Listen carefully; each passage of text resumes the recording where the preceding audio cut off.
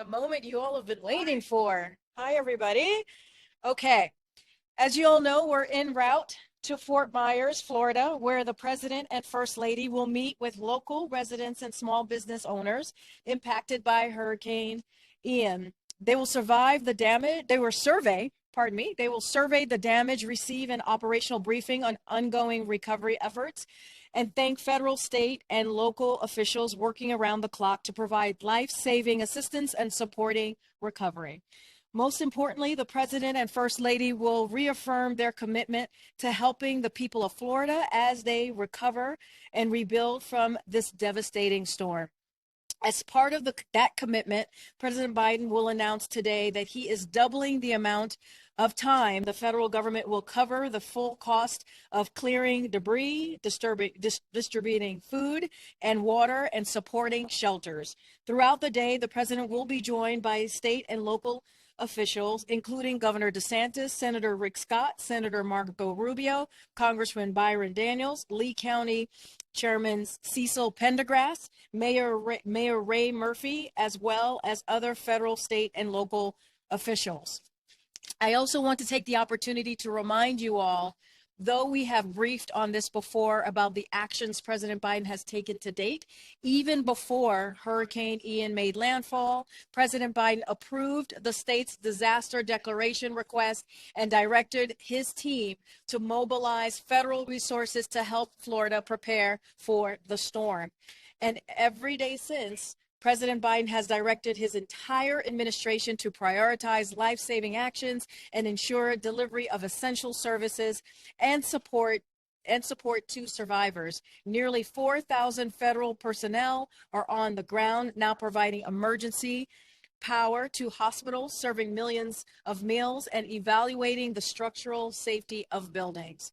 We are committed to helping the state of Florida build back stronger and more resilient, and we will be there for them each step of the way. With that, I will turn it over to FEMA Administrator Deanne Criswell to discuss any ongoing recovery. Go ahead. All right, thank you, Karine. Good morning or afternoon, everybody. As you heard, we do have nearly 4,000 federal personnel on the ground today.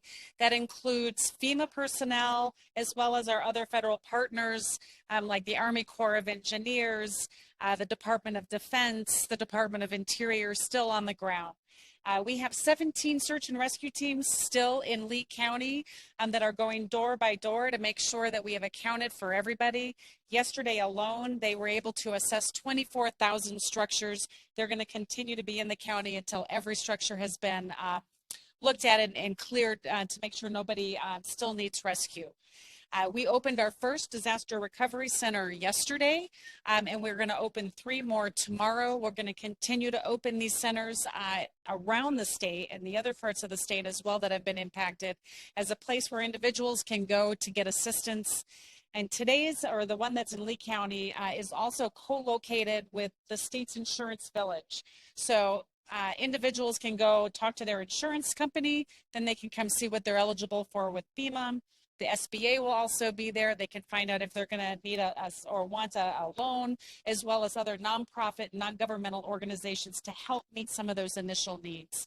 We know that the recovery from this is going to be long-term, and people are going to need interim places to stay. The governor asked yesterday to turn on our transitional sheltering assistance program, also known as our hotel program, which now means individuals can get a hotel, one of the hotels that are participating in FEMA's program, if they need a place to stay in the interim. We're going to continue to move in resources and support as we start the rebuilding efforts.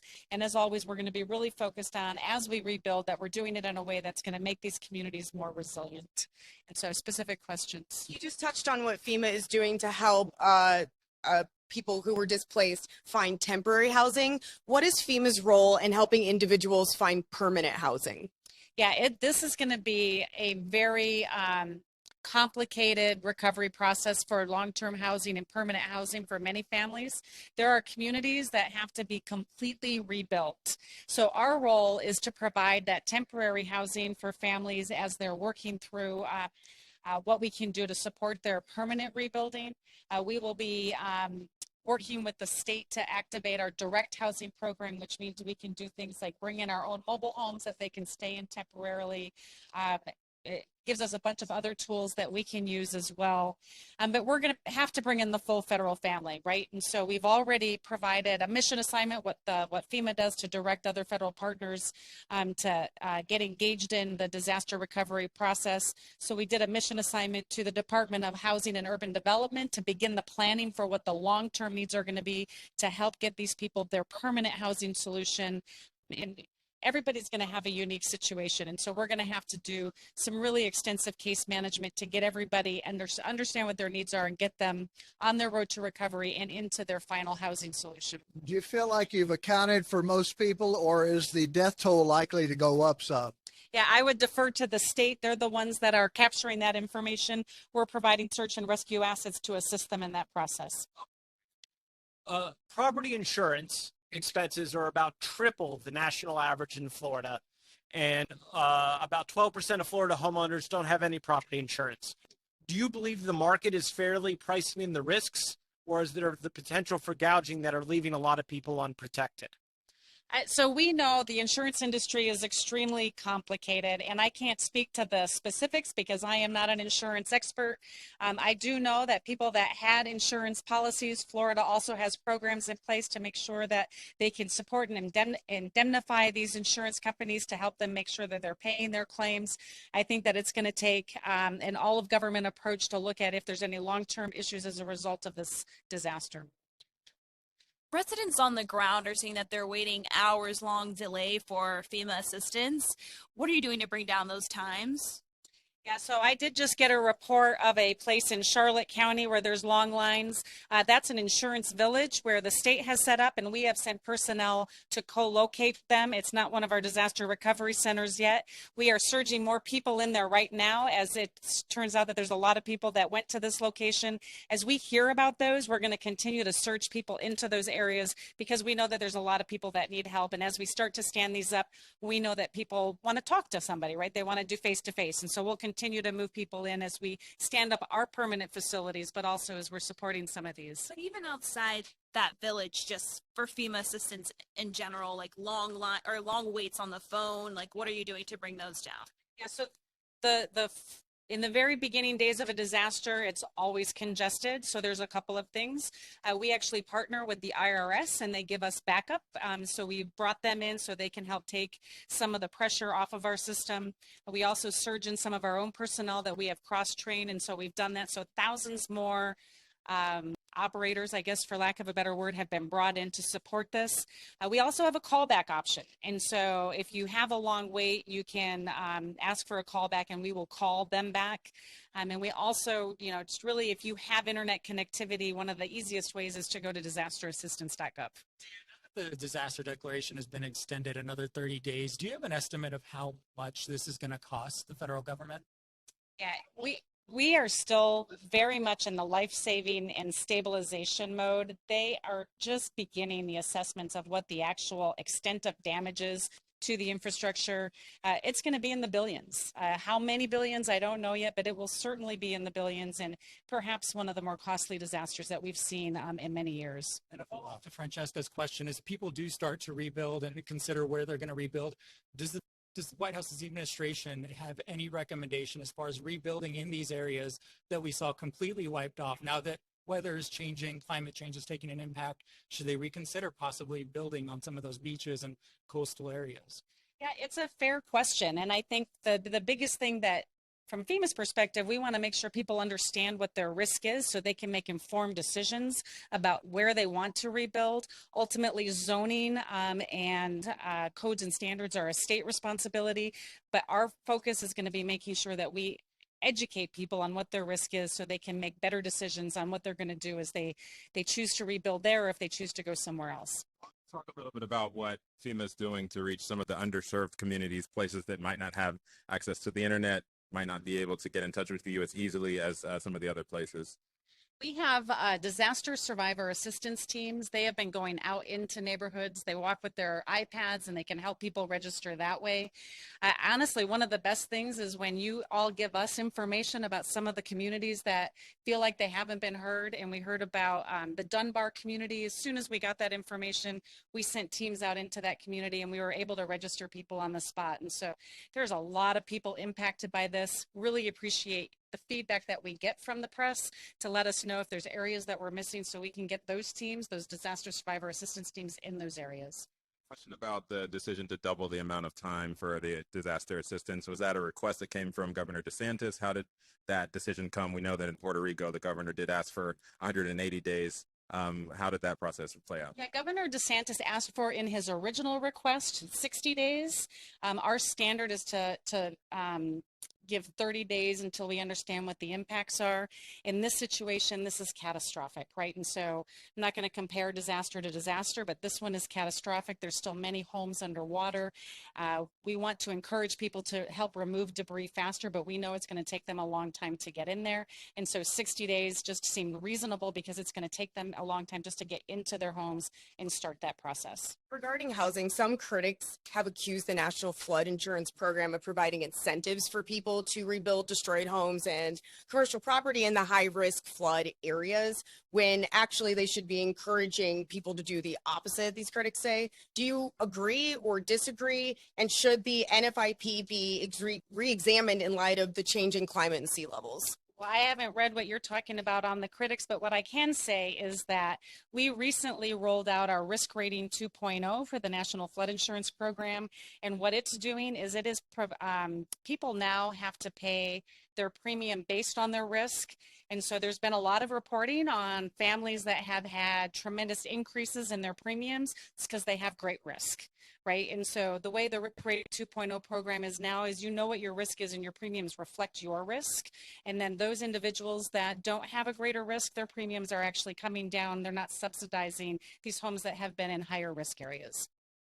Can you talk a little bit about your personal experience with Governor DeSantis? I know that you were down with him earlier in the week after the storm. What that experience has been like, what the cooperation has been like between the federal government and his administration?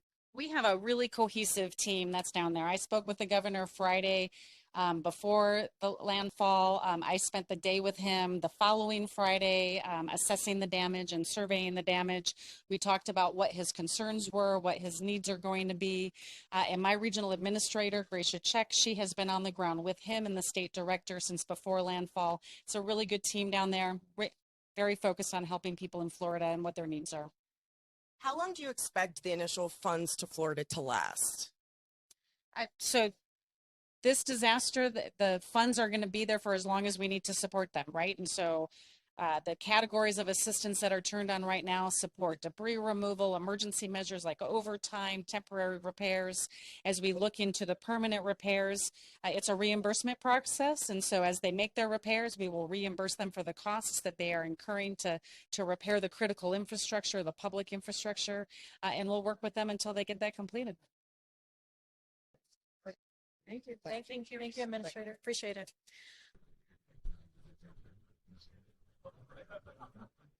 The badges on the right side.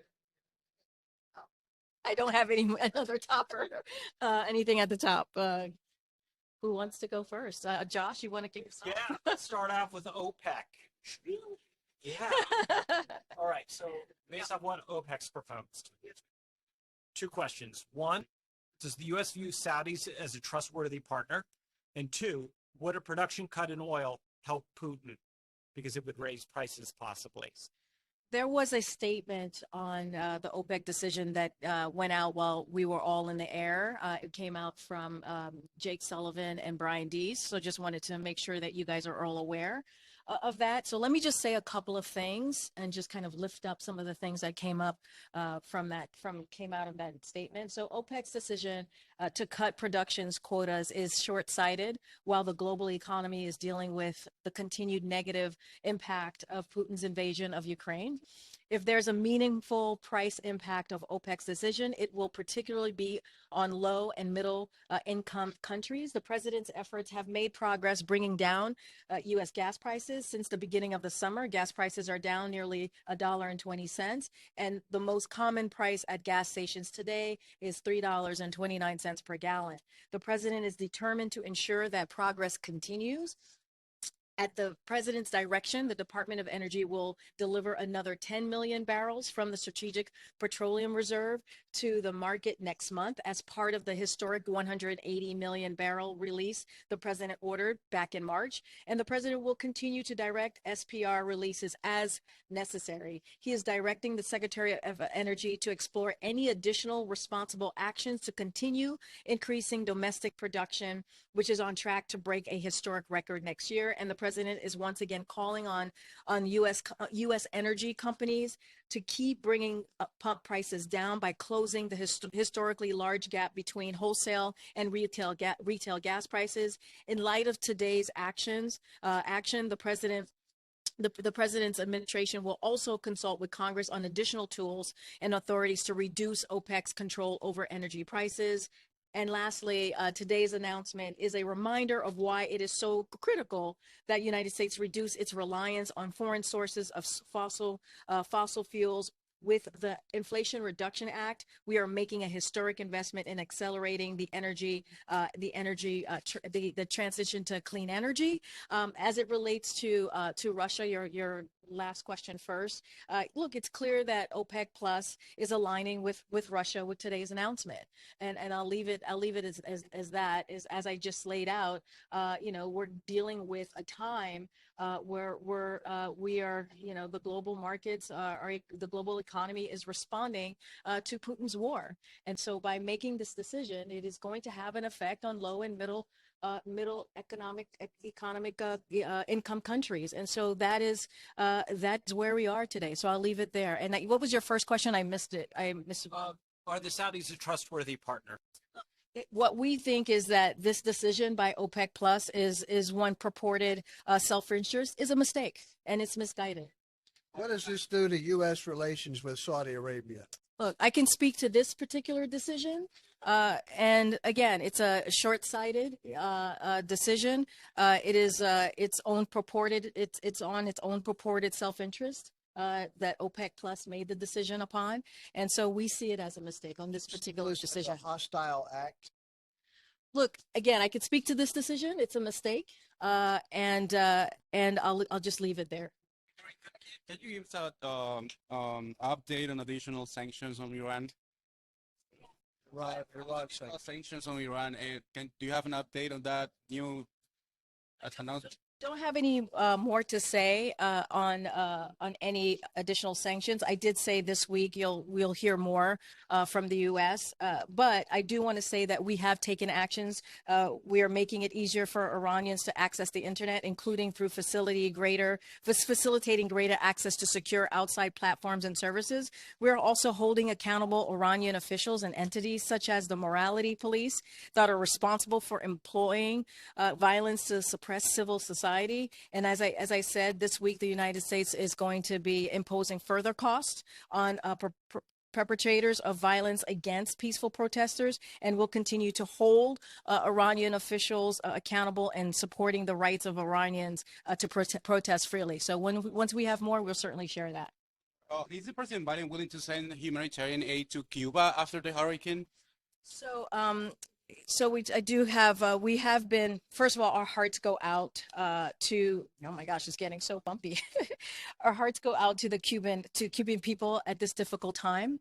And so the U.S. continues to communicate with the government of Cuba regarding the evolving humanitarian and environmental consequences of both the Hurricane Ian and also the August 5th fire in the area. We are evaluating ways in which we can continue to help the Cuban people consistent with the U.S. laws and regulations. I don't have anything to preview at this time, but I would refer you to the State Department. Just follow up on OPEC, please.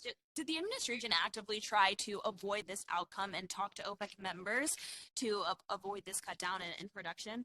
That's got to be the last question, guys. Oh my goodness! Wow. We're about Okay. to land. So, look, and I said this yesterday. Just reiterate this here. It's like we're always in touch with partners, both producers and consumers. Look, it's no secret that the president believes that energy supply should meet energy demand, and that it is important for the global economy as it faces global challenges. But again, it should be no surprise that we are in regular touch with our partners. All right. Did you have any reaction to Exxon reporting near record profits?